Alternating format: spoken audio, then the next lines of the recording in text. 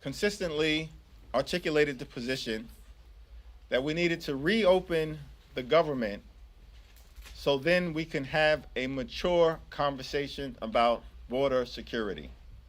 The government, after a 35-day reckless shutdown, was reopened. A conference committee was appointed, and Democrats and Republicans have now come together on a bipartisan agreement to move us forward. The American people expect that when there is divided government, Democrats and Republicans, the left and the right, progressives and conservatives will come together to try and find common ground in the best interests of the American people. The agreement that has been reached by the conference committee represents 21st century border security, which will improve the safety and well-being of the situation along the border, including as it relates to those who are seeking asylum in the United States of America. The agreement that has been reached includes many Democratic priorities as it relates to investment in infrastructure, investment in technology, investment in additional personnel where needed. We expect that the House will vote on this legislation at some point tomorrow afternoon or thereafter. Of course, we have the funeral services for John Dingell in the morning and for Walter Jones, who has passed, the distinguished gentleman from North Carolina, in the afternoon. With that, let me yield to our Vice Chair, Catherine Clark.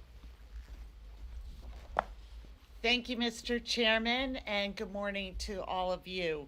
While the president may be content holding the government hostage, Democrats are moving forward and focusing on the challenges that are on the top of the mind of American families. Democrats are focused and hard at work on our For the People agenda. Just last week, Transportation and Infrastructure Committee held a comprehensive hearing on investing in roads, bridges, mass transit, ports, airports, schools, water systems, and energy grids. Just yesterday, my colleague Rosa DeLaura introduced the Family Act, which would provide 12 weeks of family leave, protection for workers who take leave. And the Natural Resources Committee has had 3 climate change hearings just this week. One happening right now is the impact of climate on tribal communities. For the first time, Deb Haaland, a congresswoman from New Mexico, will be presenting the tribal perspective as a member of that committee. Today, House Judiciary Committee is marking up H.R. 8 and the background check bill. This has the support of 97% of Americans across political ideologies. And tomorrow, we will honor the 1-year anniversary of the mass shootings in Parkland, Florida. 14 students and 3 staff members were killed. And today, we will lose 100 Americans to gun violence, as we do each and every day in this country. A 2017 study found that 22% of gun owners who purchased a firearm in the past 2 years did so without a background check. We can do better in this country. We can address the gun violence epidemic that we have. And these are the issues that we are moving forward with as a caucus. To represent some of our new members, we are very excited to have Dean Phillips from Minnesota join the caucus today. And we are also excited that he is not still in a deep freeze in Minnesota, but is thawed out and ready to be here with us. Thank you, Dean. Good morning, everybody. I am one of 90 new members of the U.S. Congress freshman class, most of whom on both sides of the aisle ran because we think we can do better. We're appalled the lack of process and regular order. And we collectively are bringing a new spirit, we hope, to a place that could use a little bit more of it.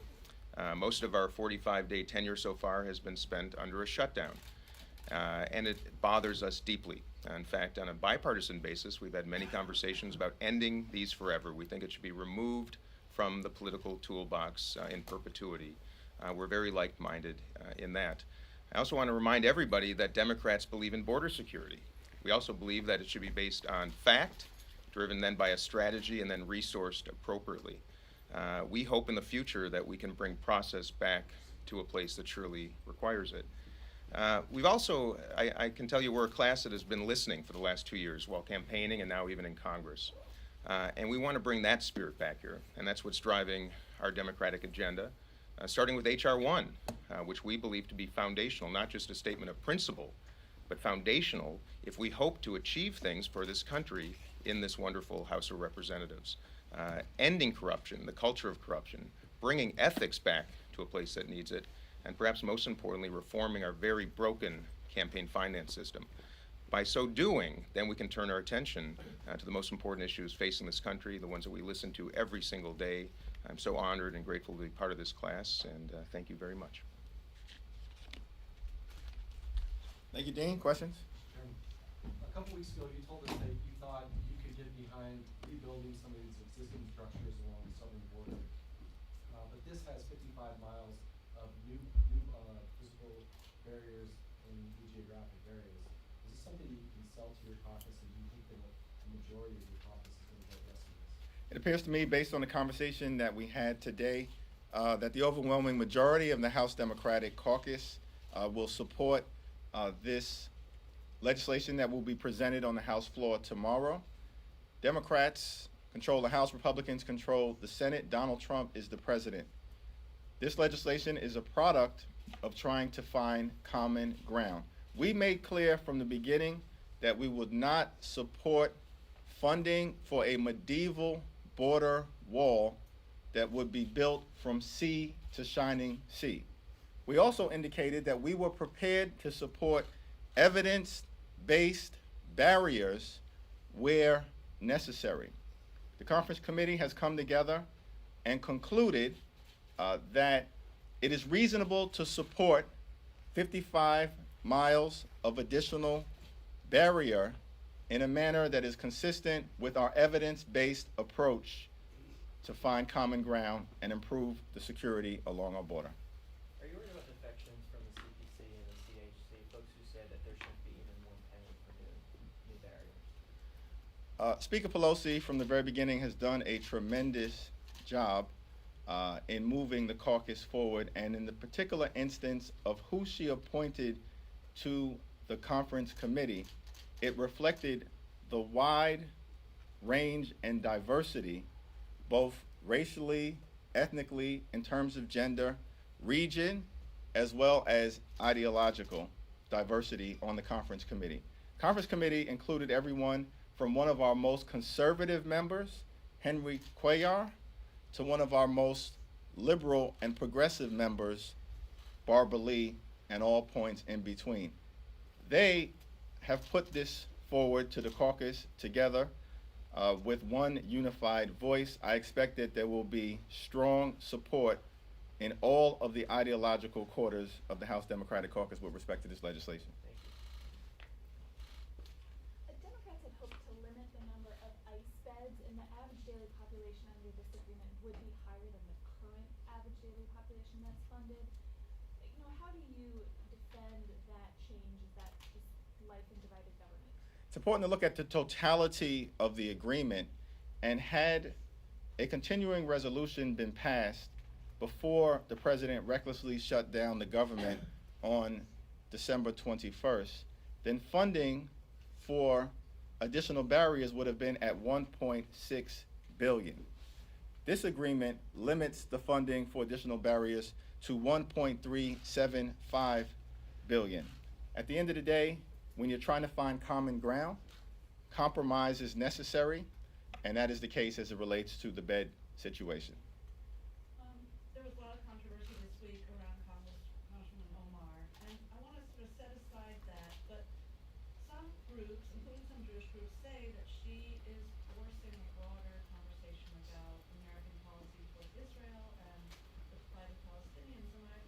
ask, do you think that that conversation is necessary?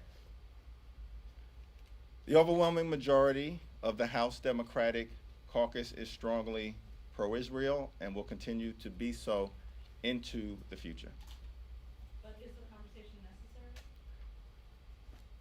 Conversations on foreign policy and domestic policy matters are critically important. We continue to have those conversations both at the committee level as well as the caucus level as needed. I'll take that as a no comment. Quick change of gears here. The expansion on background checks on firearms. I'm just curious. How is that going to be enforced as far as the way Democrats see it? And then two, how does that not essentially force some type of registration in the future? I believe it's 97% of the American people, including the overwhelming majority of gun owners, support the notion that we should have universal background checks. As you know, the legislation, if you look at the four corners of it, does not require registration. That explicitly is the case.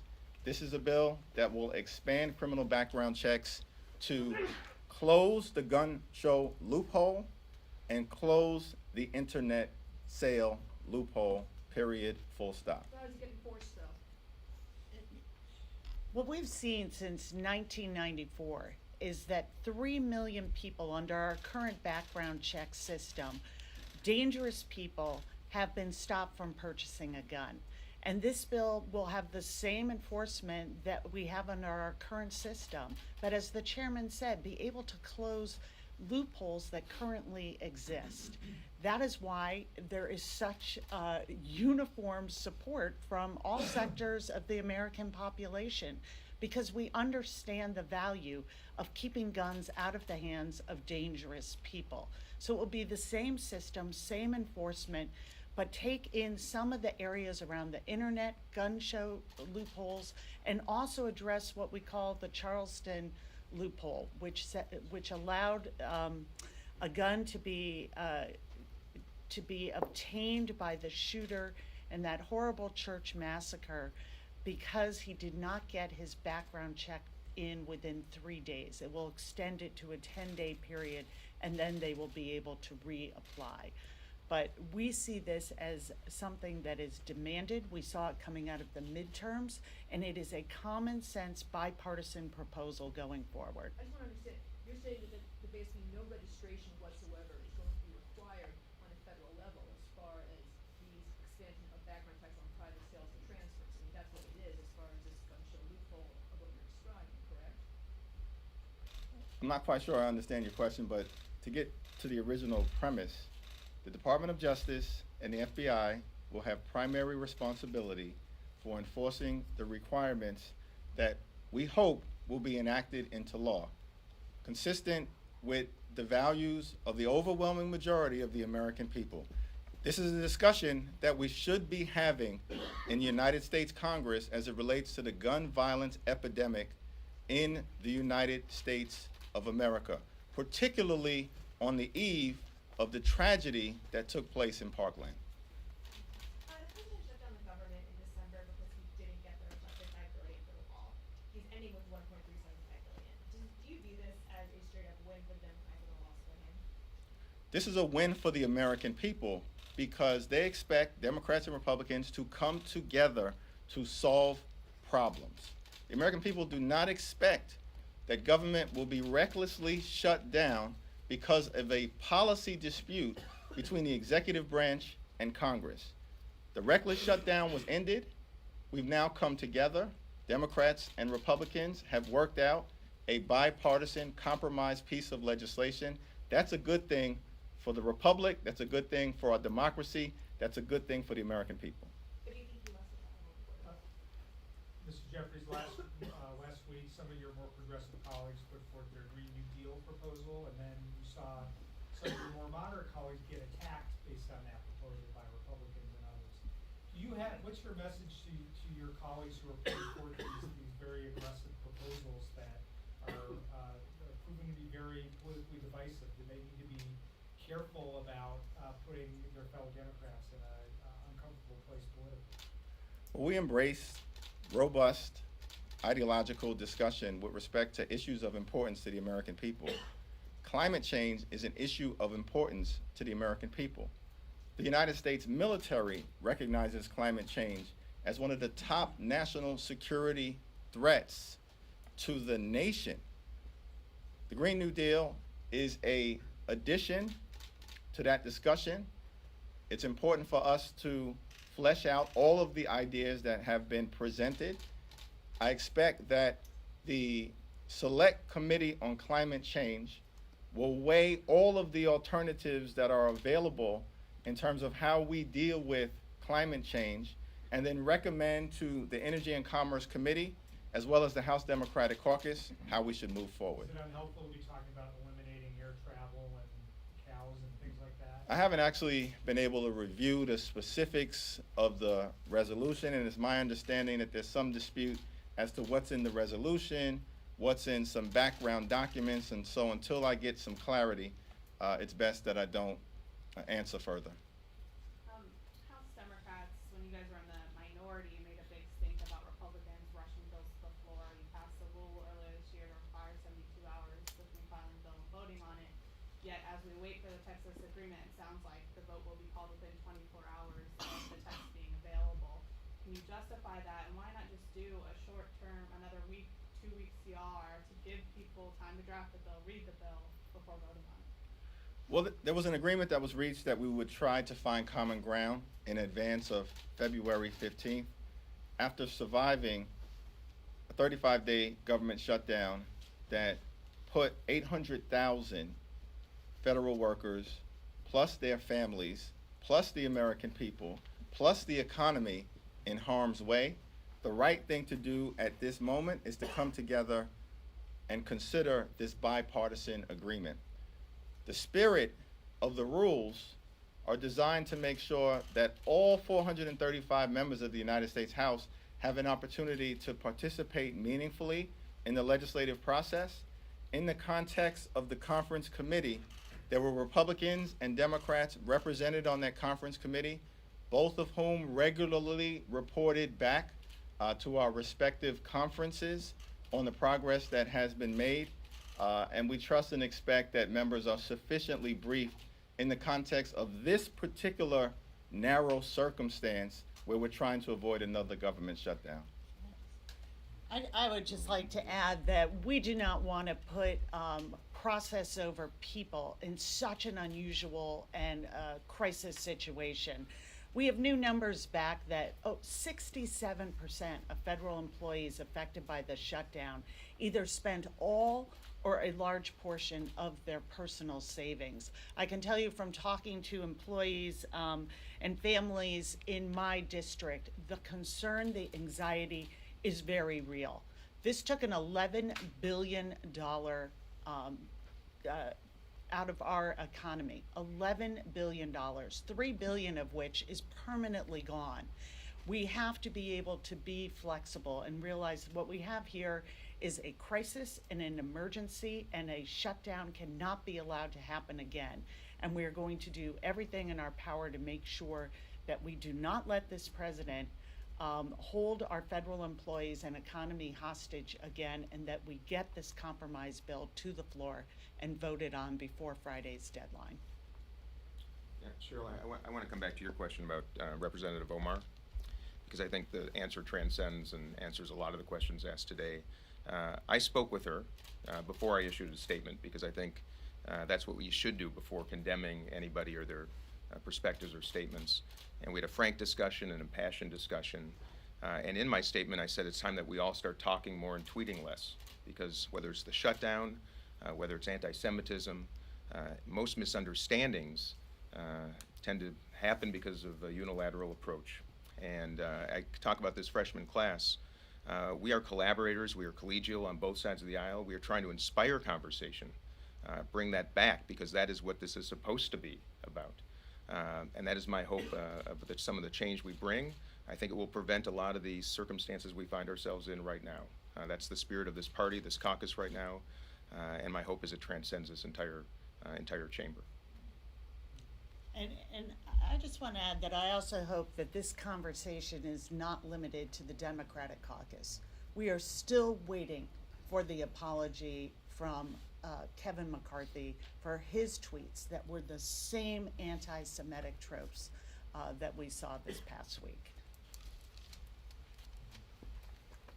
HR 1 would legally require the president and vice president to release their tax returns. Should House Speaker Pelosi be required to release her tax returns? Yes or no? Well, that's a question that I think you should direct to Speaker Pelosi.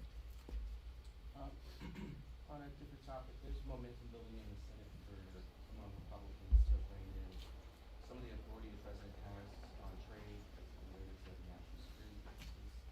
And they're debating whether they should have a approval or disapproval resolution in Congress on future measures. Would they find a partner in House Democrats?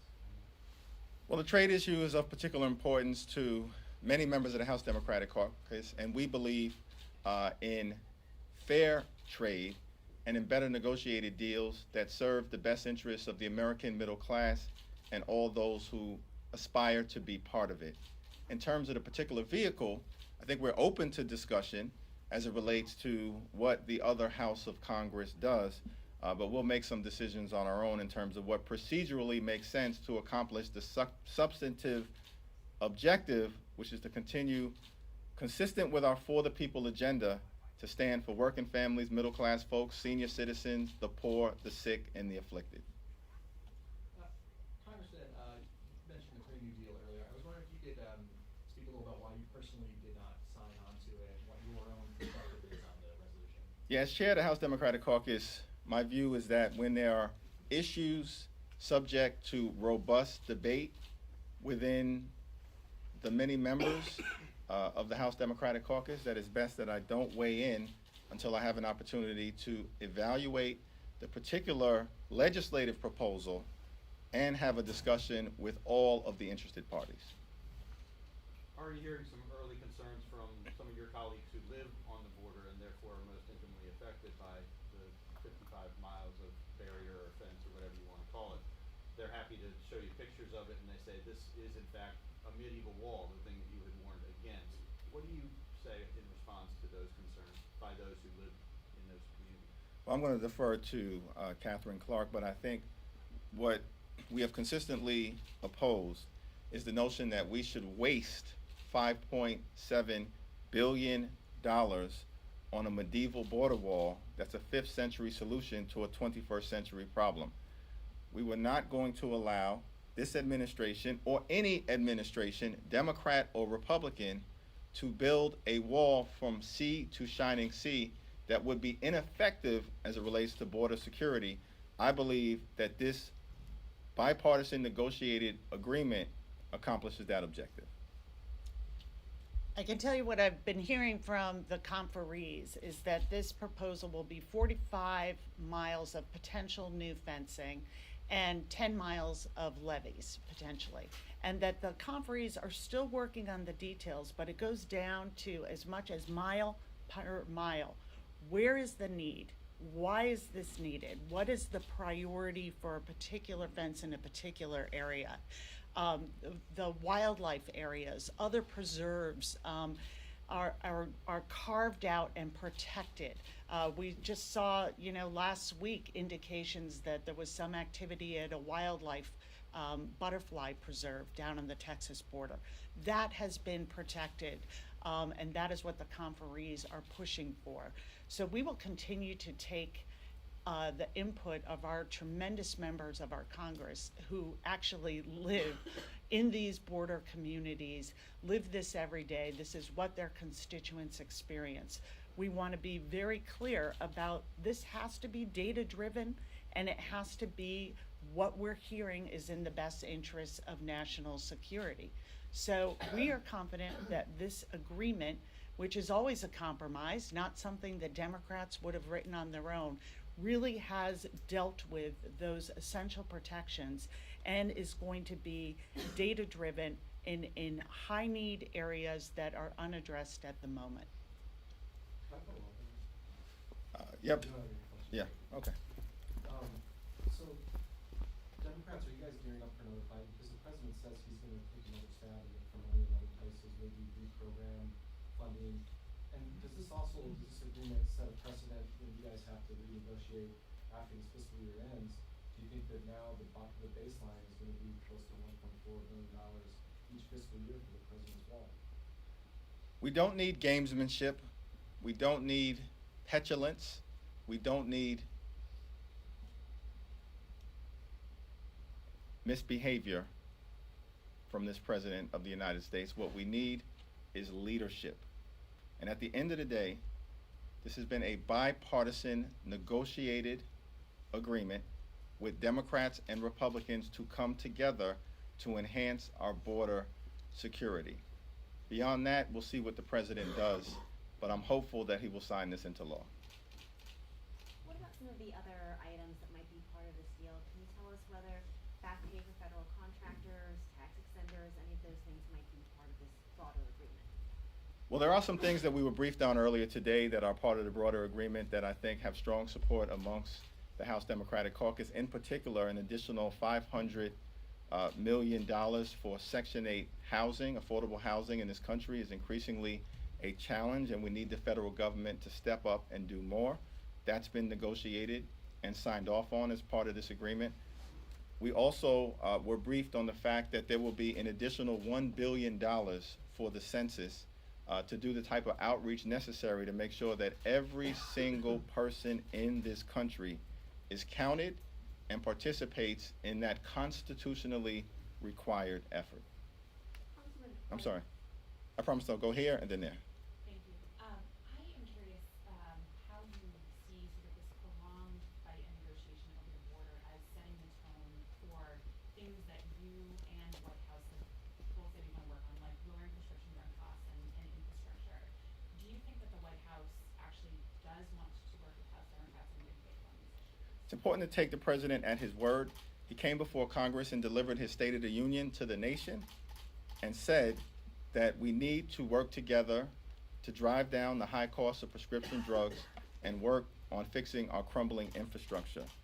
We believe as House Democrats that it's time to give the federal government through Medicare the ability to use its bulk price purchasing power to negotiate lower drug prices on behalf of the American people. We believe as House Democrats that it's time to invest at least $1 trillion to fix our crumbling bridges, roads, tunnels, airports, and mass transportation system in a manner that we think will create 16 million good-paying jobs over a 5-year period of time. Those two areas are potential places where we can find bipartisan agreement if we get presidential leadership. Yeah. And I remind everybody that the President of the United States ran on draining the swamp, and the first bill that we hope to entertain on our agenda is H.R. 1, which is exactly designed to do just that. So if you ask about intersections, I can assure you that there's a great deal of appetite in this caucus to work together on that. Congressman, you talked about the environmental impact of the wall, yet we hear very little about the environmental impact of the immigration border crossings. I mean, the Arizona Department of Environmental Quality estimates that over 2,000 tons of trash are discarded at the Arizona border every year. And we hear very little from the caucus about the environmental impact of illegal border crossings. Can you address that? What we have here in this Homeland Security, what we're seeing from our caucus are the values of first border security and how we are going to go forward on that in a way that makes sense and uses our money as wisely as possible. Second, on how the need for broad immigration reform continues to be underscored, and how we deal with refugees coming into this country, how we keep our ports secure. These are all fundamental to the values that this caucus is working on. And at the same time, for the first time, we are putting climate change, environmental considerations, including litter, on the front burner of this caucus and of the House of Representatives. Those are the issues that we are focused on. Those are the issues around immigration and climate change and protecting our environment that this caucus is unified, and we are making progress that we frankly just haven't seen under Republican leadership, and will continue to do so. Last question. Thank you very much. Thanks for your time. Thank you.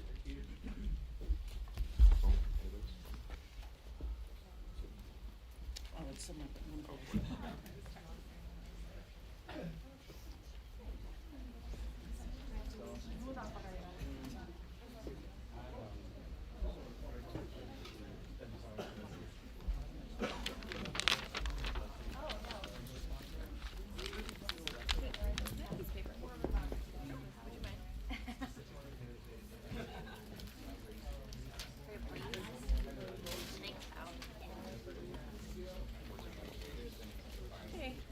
So you're gonna have GOP at 11.